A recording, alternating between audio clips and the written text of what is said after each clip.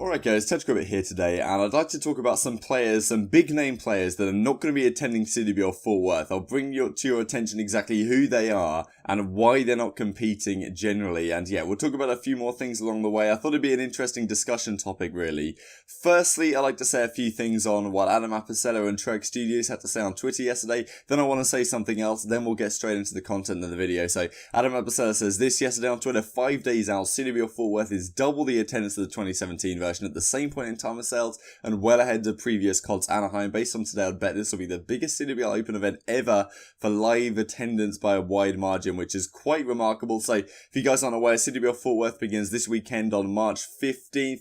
The link in the description box below, twitch.tv/Call of Duty, will take you to where it's going to be streamed live and free, so you can watch that from March 15th, where the pool play will start, and then on Sunday the 17th, the champion will be crowned. Then we have this from Trek Studios yesterday, saying that this week in Black Ops 4 we're going to get some league play improvements. So if you guys are interested in league play, then, well, hopefully this will be a big one. So thanks for Rattlesnake for pointing this out to me. And on the subject of Rattlesnake, there's a few things I'd like to talk about before this video begins. So if you want to skip ahead, I'll leave a link to the timestamp on screen now.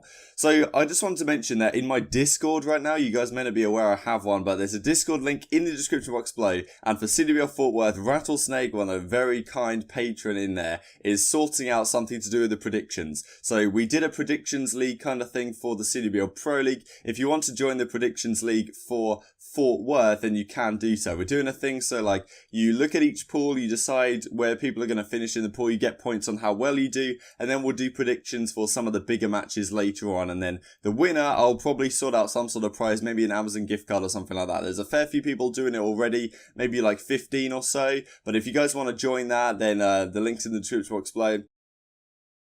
It's also a pretty good time in the Discord. You can always discuss anything that's going on in Call of Duty. People are always willing to do so. So if you want to just sit there and discuss Fort Worth when it happens, then I would recommend. It's fun. Now, secondly, this is something I don't usually talk about, but the names in the bottom right-hand corner of your screen are my $10 patrons. I have 12 patrons overall, fantastic people, and I never really explained to you exactly what the benefits are of this, but effectively the patrons in my Discord, there's a secret chat, and in there, whenever I make these videos, I usually make them relatively early in the day. They always go into that chat a little bit earlier, so you guys can get the videos like 6 to 8 hours early and the like. Obviously there's no obligation to do any of it, it's just much appreciated, so I thought I'd bring it to your guys' attention at the very least if you guys are interested. There's also other personal stuff that patrons get access to. So for example, I'm getting a logo made at the current time, so when the drafts come back to me, then patrons will get to see that, all that good stuff. So thought I'd bring you that to your guys' attention because I never really mention it. So anyway, like if you enjoy, subscribe if you're new as always, I greatly appreciate it.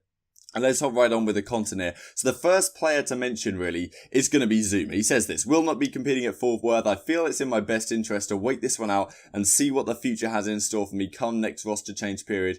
Good luck to everyone competing. So, well, ZooMaa's had this situation for a while. Of course, he was Optic Gaming substitute at the CWL Pro League. They have a 4-3 record, relatively solid out of Optic Gaming. He didn't play his best performance that we've seen from him throughout World War II. And, you know, Advanced Warfare was really the game that people say, wow, ZooMaa was just a monster, up there with Scump. In World War II as well, towards the start of the game, I think he was an exceptional player. Hasn't been so good so far here in Black Ops 4 though, but he definitely did a solid job on Optic Gaming when he had to come in. Doesn't seem like he's going to get pegged to a team though so far, which is quite interesting because effectively what's happening here with all these players that I'll talk through, they're on a big name organisation that have locked them down into a pretty big contract. Now, lock them down is not necessarily the right way to phrase this, considering I'm sure ZooMaa is pretty happy with his current situation. According to CoD Burner, we heard about this a few months ago, he may be on something around 20k a month or something crazy like that.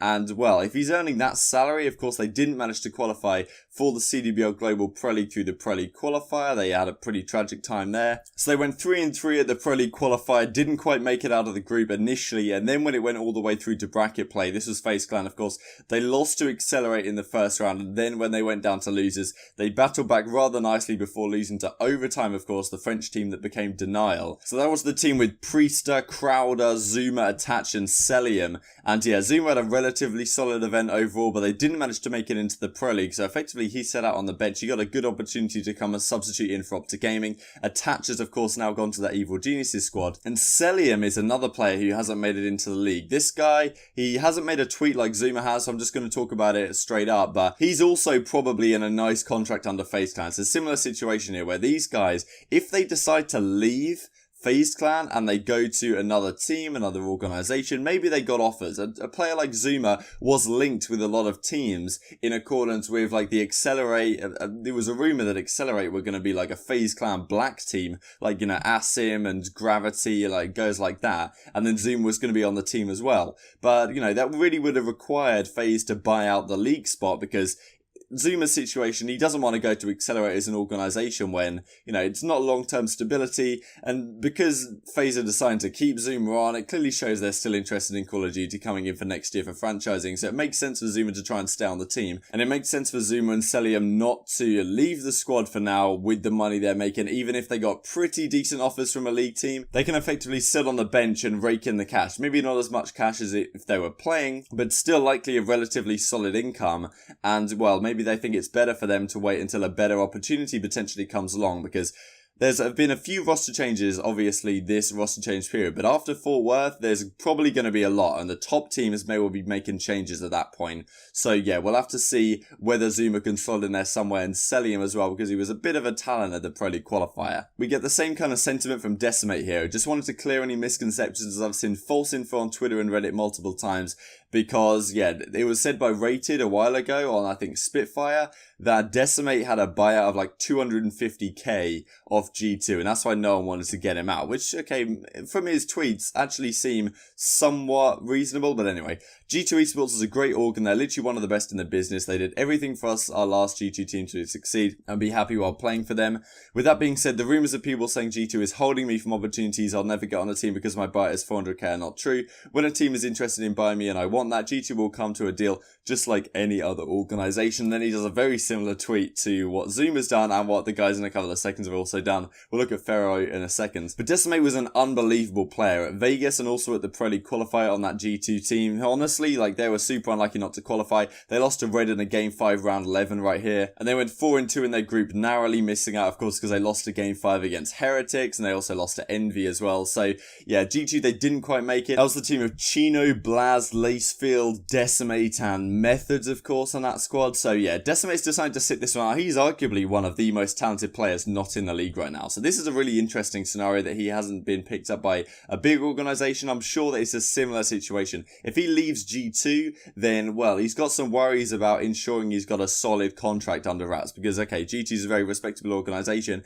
He doesn't want to get an offer from like a Midnight or an Accelerate or something like that, which there was kind of links to, especially with Fero, that we'll talk about in just a second here, and then forfeit all of the benefits of this G2 contract. So it makes sense for him to sit this one out, and it's sad to see, I guess, that these big name players aren't going to be competing at Fort Worth, but that's just the situation as it is right now. With franchising around the corner, you do not want to risk it at the current time and give up a contract which could be very lucrative going forward, especially if you're still making a bit of money on the bench. So Ferris is the same thing here, will not be competing at Fort Worth. I feel it's in my best interest to wait this one out and see what the future has in store for me come next roster change period.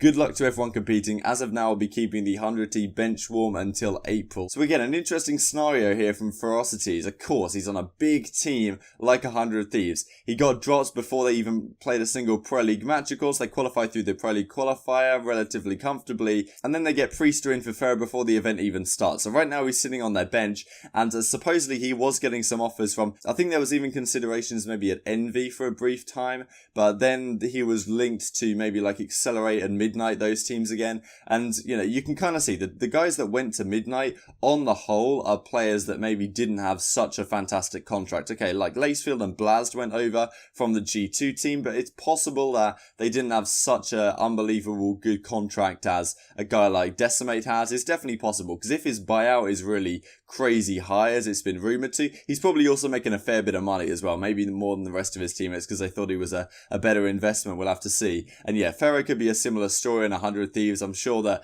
they've got a fair bit of cash flowing in from Drake's wallet and elsewhere. So yeah, Fero's going to be sitting this one out. And Spacely also an interesting scenario. After some time, things changed and I won't actually be attending Fort Worth. He was again linked to one of these other organizations like a Midnight or an Accelerate. Those were the two guys that were really having some troubles. And yeah, they ended up getting some other teams, some lower tier players, I guess. And Spacely, of course, is on Gen G. A very similar scenario to what we've seen the rest of the guys. He's been dropped here from Envoy, but he can just sit on the bench for the current time. Gonna hope for better opportunities when the next roster change period opens up. Not gonna rush into a ugly situation. And yeah, I think that really shows the key caliber of it. It's a bit of a shame that these big name guys are not going to be at CWL Fort Worth competing. They're just going to be sitting out on the sidelines. But that's really how Call of Duty is going, you know. You get these contracts where even if you're not playing, you're just sitting on the bench, you're still getting paid because the organizations don't want to let you go to another team for free because then you're going to be competing against them, right? So they're happy to pay you while you sit on the bench and do basically nothing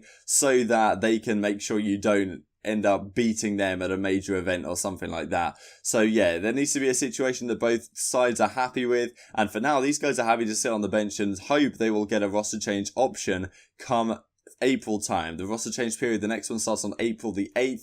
I think that JT in Decimate is JT, will definitely have an opportunity to get on a team. Probably Fero as well. I think Decimate really is probably the hot property right now, but he's a very expensive buyout, so it's probably a bigger name team would have to make a change to make this happen. ZooMaa, of course, is a guy that's difficult to overlook. I wonder where Spacely will end up landing, and Fero as well. CoD Burner has had rumours that, you know, people don't really want to team with him because toxicity and the like. He doesn't have the best reputation for himself as a teammate. So maybe that's also part of the reason why he doesn't have a team at the current time. So I hope you guys enjoyed. Like if you did, subscribe if you're new as always, I'd really appreciate it.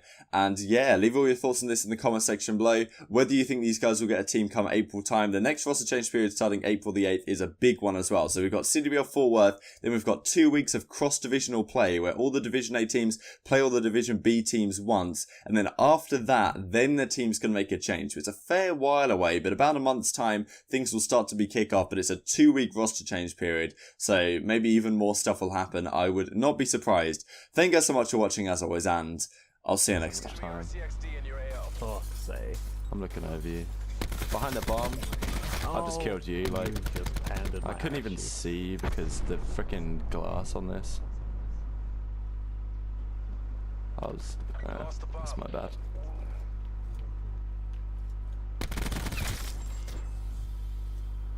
Where's the man?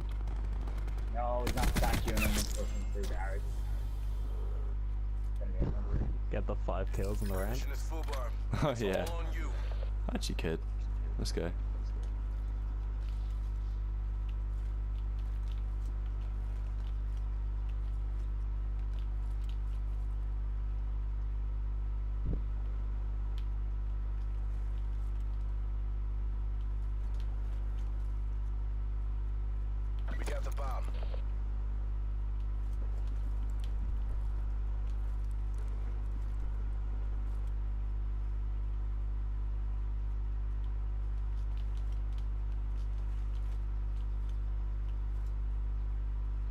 What are they doing? It was the battery guy that did the last blue the first round. Oh, this game is dog shit, like. Yeah, there it is, 4 bullets.